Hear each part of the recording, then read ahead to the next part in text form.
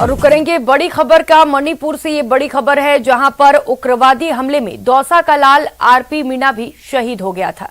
उग्रवादियों के इस हमले में दौसा के लाल आरपी मीणा सहित कुल 5 जवान शहीद हुए हैं। दौसा जिले के बसवा थाना क्षेत्र के दिलावरपुरा गांव के रहने वाले आरपी मीणा 46 असम राइफल्स मणिपुर में तैनात थे। वे भी उस उग्रवादी हमले में शहीद हो गए। जैसे ही जवान आरपी मीणा के शहीद होने की खबर उनके गांव में पहुंची तो समूचे गांव में शोक की लहर छा गई। वहीं जवान आरपी मीणा के परिजनों का रो रो कर बुरा हाल हो गया।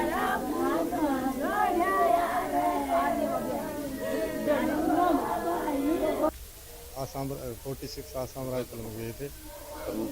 इसके बाद में हम तो गवर्नमेंट से यही डिमांड चाहते हैं कि ऐसा हादसा को रोके। ये बड़े गर्व की बात है कि हमारा लड़का एक शहीद हुआ है। ऐसे और भी पता नहीं कितने शहीद हो रहे हैं। मैं भी आर्मी से रिटायर हूँ, ऐसी कोई बात नहीं, मैं सब देखा हुआ है, लेकिन गवर्नमेंट को इसके ऊपर गौर करना चाहिए। न किसी से वो लड़ा, न किसी से गाली गलौज किया, और जो काम के कहते थे वो बड़े हो या बूढ़े हो या छोटे हो, सबका समान रूप से सम्मान करता था और समान रूप से उनका काम करता था।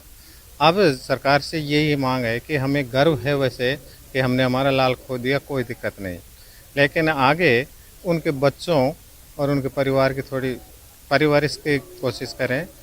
गवर्नमेंट से ये कहना चाहेंगे कि जवानों को थोड़ी और मतलब सुरक्षा दी जाए ज़्यादा से ज़्यादा, और इनको रोकने की कोशिश करें जो आतंकवादी घटनाएं होती है। मणिपुर में हुए सेना के काफिले पर हमले में दौसा का लाल आरपी मीणा शहीद हो गए और उनके अंतिम संस्कार के लिए पार्थिव देह आज देर शाम या फिर कल सुबह तक यहां पर पहुंचने की संभावना है। हम शहीद आरपी मीणा के पैतृक गांव दिलावरपुरा में खड़े हुए हैं और यहां पर शहीद का ये जो घर है वो उनके घर पे हम सीधी तस्वीरें न्यूज़ 18 के माध्यम से दर्शकों को भिजवा रहे हैं। साथ ही जो घर के जो सदस्य हैं उनका रो रो कर बुरा हाल है। शंभुदयाल जी, कब बात करते थे, मतलब फ़ोन आता था जो आरपी मीणा जी है, राजेंद्र मीणा जी प्रतिदिन बात करते थे, क्या कहते थे, कब फ़ोन आया था आपके पास? आया तो परसों बात हुई थी, कल नहीं हुई न, डेली बात हुई थी उनसे। तो वो ऐसा करे था, ये 15 जाती है हमारे ओड़ी के आसपास, उसकी शादी थी, उसके साड़ा की भी शादी थी, उसके मामा की लड़की की शादी थी, उस मारने की वो बोल रहा था। और वो ऐसे बोल रहा था मेरा ट्रांसफर भी हो सकता है गुड़गांव, तो मैं जब ही आऊँगा। तो रोजाना बात हो चुकी उसकी, प्रतिदिन बात करता था शहीद राजेंद्र। एक बात तो हमको बताओ कि जिस तरह आपके बेटे ने, अब तो वैसे आपका बेटा था लेकिन अब पूरे हिंदुस्तान का बेटा है वो, और उन्होंने जान दी है अपने देश की सेवा करते हुए, तो इस समय आप क्या कहोगे कि गर्व की बात है एक तरीके से, और दुख तो निश्चित रूप से हो रहा है, और क्या सरकार से और किस तरह की एक डिमांड करना चाहोगे, क्या कहना चाहोगे? मैं ये कहना चाहूँगा मेरा तो बेटा गया, पर आगा के लिए सरकार उसके जो पैरवाई अच्छी तरह करे। लेकिन उन्होंने सरकार से डिमांड की है कि सरकार कठोर कार्रवाई करे ताकि इस तरह की घटनाओं की पुनरावृत्ति नहीं हो। आशीष शर्मा, न्यूज़ 18, दिलावरपुरा, दौसा। अगली खबर का रुख कर लेते हैं। कोटा से खबर है, जहां पर डेंगू का कहर थमने का नाम नहीं ले रहा। पिछले 24 घंटे में 27 लोग डेंगू पॉजिटिव पाए गए। मेडिकल कॉलेज की सेंट्रल लैब में एक दिन में 268 लोगों के डेंगू जैसे लक्षणों को देखते हुए जांच करवाई गई, जिसमें से 27 मरीजों की जांच रिपोर्ट पॉजिटिव आई है। जिले में इस साल अब तक 1530 से अधिक डेंगू पॉजिटिव मिल चुके हैं। डेंगू के चलते कोटा संभाग के अस्पतालों में मरीजों की लंबी कतारें देखी जा रही हैं।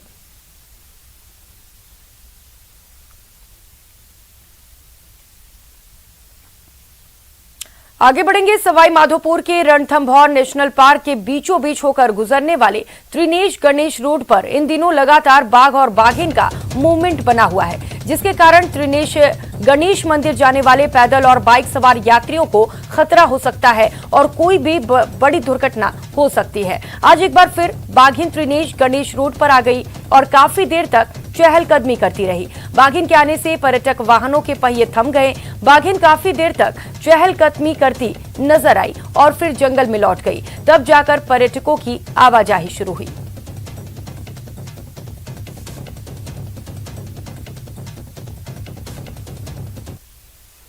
और रुक कर लेते हैं बड़ी खबर का। भीलवाड़ा से ये बड़ी खबर है, जहां पर ट्रेलर ने बारातियों को टक्कर मार दी। हादसे में 4 बारातियों की मौके पर ही मौत हो गई है। कुराडिया टोल के पास ये भीषण हादसा हुआ।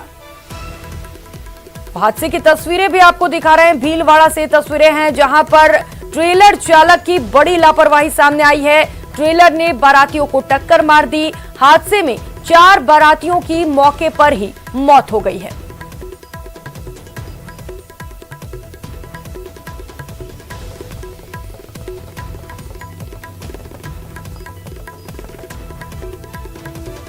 तो हादसे के बाद से क्षेत्र में हड़कंप मचा हुआ है। 4 लोगों की दर्दनाक मौत हुई है इस हादसे में। आपको बता दें, कुराडिया टोल के पास यह हादसा हुआ, जहां पर ट्रेलर चालक की बड़ी लापरवाही सामने आई।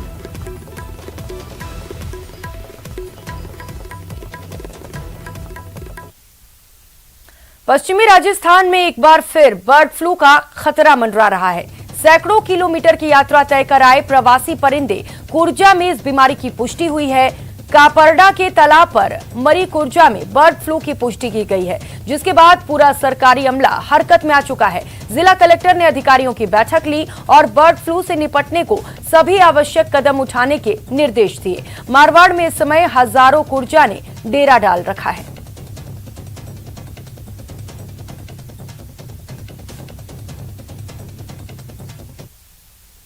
डोमिसाइल क्रेन के जो प्रॉब्लम हो रही है, उसके लिए रेस्पॉन्स टीम बन के हम रक्षा के साथ यहाँ पे काम कर रहे हैं।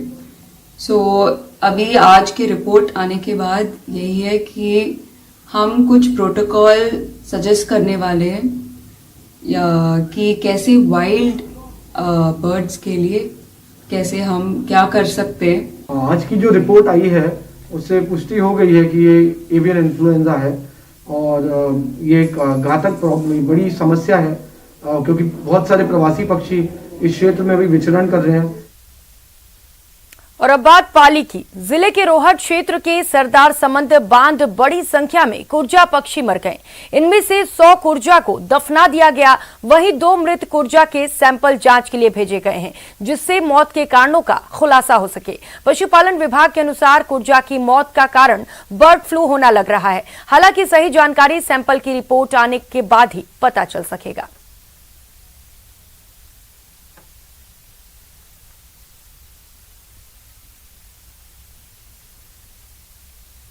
ब्रेक के बाद आप सभी का स्वागत है। रुक करेंगे बड़ी खबर का। भरतपुर से इस वक्त की बड़ी खबर सामने आ रही है। सांसद रंजीता कोली के घर पर फायरिंग मामले में बड़ा अपडेट। धमकी भरा पत्र भी मिला था। कंट्रोल रूम पर एक युवक ने वारदात को कबूल कर लिया है। पुलिस ने युवक को हिरासत में ले लिया है। युवक से पूछताछ जारी है।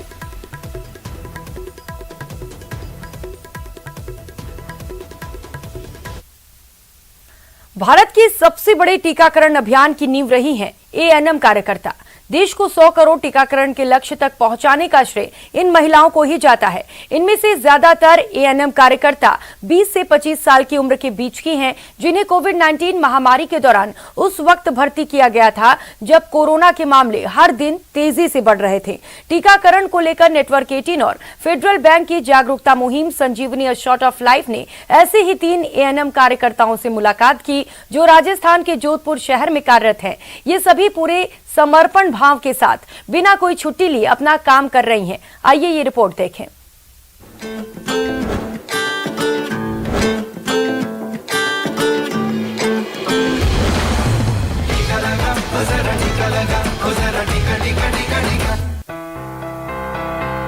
जब आपने ज्वाइन किया था तब यहाँ माहौल क्या था?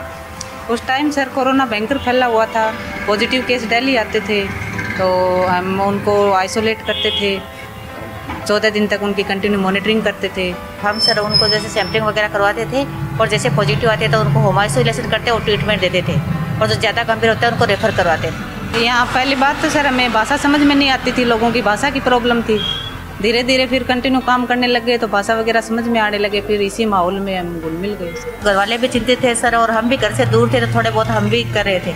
दिन प्रतिदिन डेथें बढ़ती जा रही थी, खूब डेथें हो रही थी, तो हमें भी डर लगता था। हमने भी हमारी पूर्ण सुरक्षा की, पर काम करते रहे सर। एक भी छुट्टी नहीं मिली। हम दीपावली पे, होली पे भी इधर ही थे, रक्षाबंधन पे भी इधर ही थे सर।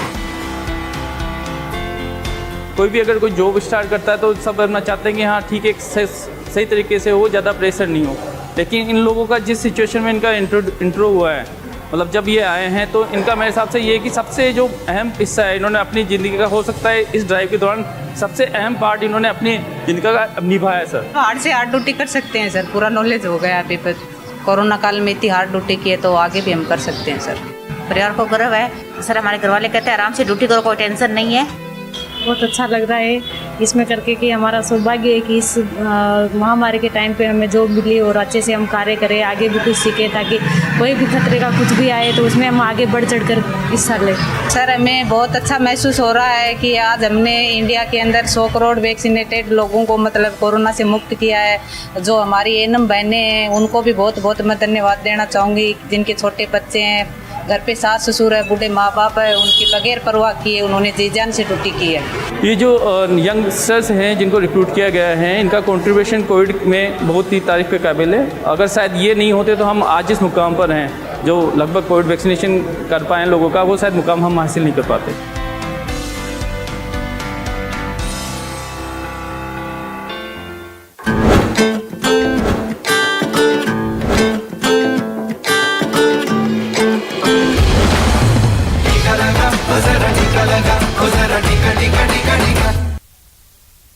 इस बुलेटिन में फिलहाल इतना ही। आप बने रहिए हमारे साथ। नमस्कार।